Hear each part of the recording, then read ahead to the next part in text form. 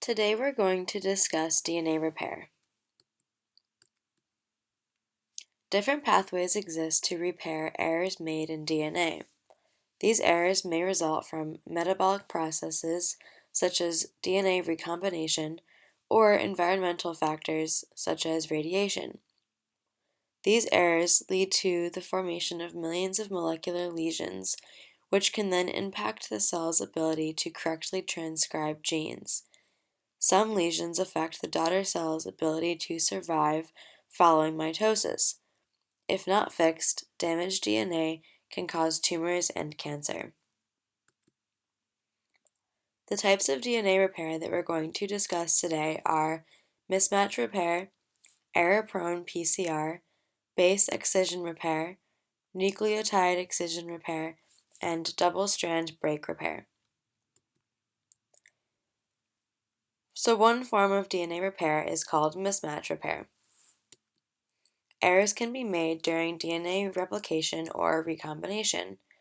This occurs when DNA polymerase III creates an incorrect base pair, so for example pairing A to C. This is called a mismatch, and if it's not fixed, it could code for an incorrect protein. So the process begins when the mutator S protein recognizes and binds to the mismatch. Mut L then binds to Mut S.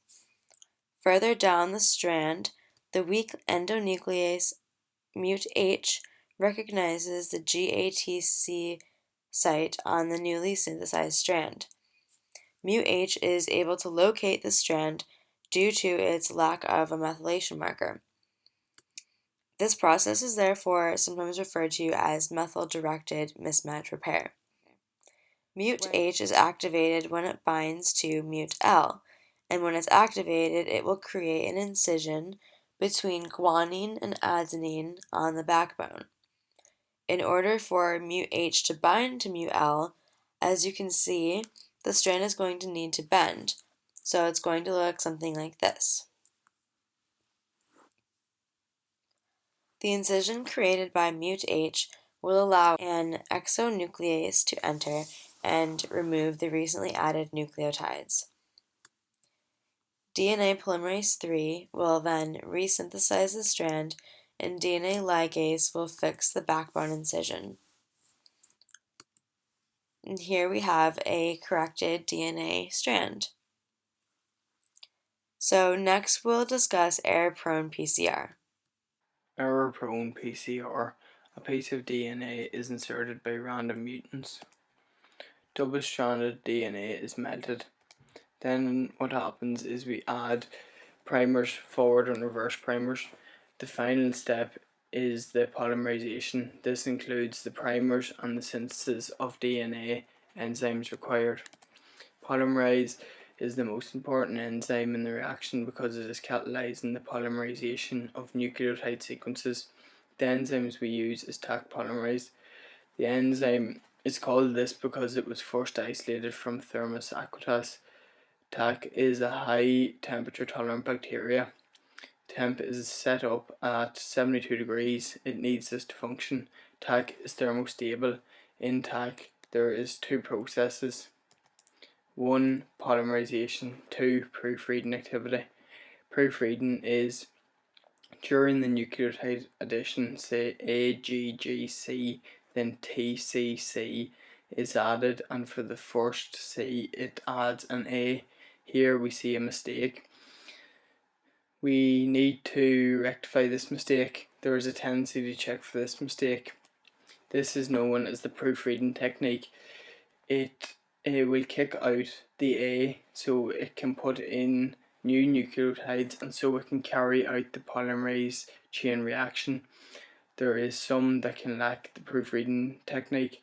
These are known as error-prone polymerase, which lack the proof of reading activity. As they lack the proofreading, even if they incorporate bad bases, they can rectify this mistake. As a result, the misincorporation remains. The remains of the misincorporation can lead to the problem of generation of mutation. The mutation is random due to the misincorporation.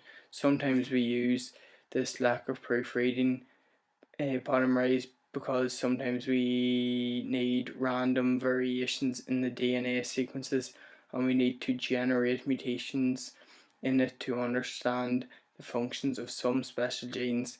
We can carry out PCR using error-prone polymerase so that it leads to the random mutations. After that, we can study our system, and in some cases we need to produce random gene libraries. Major functions of error-prone polymerase is first to create a mutation and also a randomized gene library. Now we will talk about base excision repair. Base excision repair is the most common form of DNA repair. Base excision repair is used to excise uracil or other damaged bases. Sometimes during replication, there are errors which can result in mistakes in base pair sequencing. This happens when a DNA segment is not replicated correctly. Here is a normal strand of DNA. But can you see the mistake? Guanine cannot pair with adenine. First, DNA glycolysis removes the incorrect base from the sugar-phosphate backbone. This creates an AP site, or a basic site. This is a location on DNA that has neither a purine nor pyrimidine base, either spontaneously or due to DNA damage. AP endonuclease is then able to nick the damaged DNA strand on the 5' end and take away a piece of the backbone. DNA polymerase II enters and starts synthesizing DNA in the 5' to 3' direction. It does not replace just a single base, but several bases as it travels in the direction. DNA ligase is able to seal up the sugar-phosphate backbone. And here is the repaired DNA strand with the TA base pair. Now we're going to discuss a DNA repair technique called nucleotide excision repair, which is mostly used when DNA has been damaged by ultraviolet radiation. This process uses 4 main proteins called UVR-A, shown in blue, UVR-B, shown in pink, UVR-C, shown in red, and UVR-D, shown in green. To begin, 2 UVR-A molecules bind with 1 UVR-B molecule and attach to the helix to assess the damage. Once the repair site has been located, the 2 UVR-A molecules detach from the DNA and 1 UVR-C molecule takes its place. The responsibility of UVR-C is to cut the DNA polypeptide strand on both sides of the damage with a few marginal nucleotide bases. UVR-C and UVR-B are both released from the DNA, and the UVR-D helicase enters and separates the cut segment. DNA polymerase replaces the nucleotides with the correct bases, and DNA ligase seals them, resulting in a repaired and undistorted DNA. In this section, I'm going to speak about another type of DNA repair called double-strand break repair. DNA double-strand breaks form when damage occurs to both strands on the DNA double helix. These are common events in eukaryotic cells. Double-strand breaks can often be lethal to the cell, so how is it do cells fix these double-strand breaks? There are 2 main pathways for repair: homologous recombination and non-homologous DNA end joining. We will now look at these pathways in a little more detail.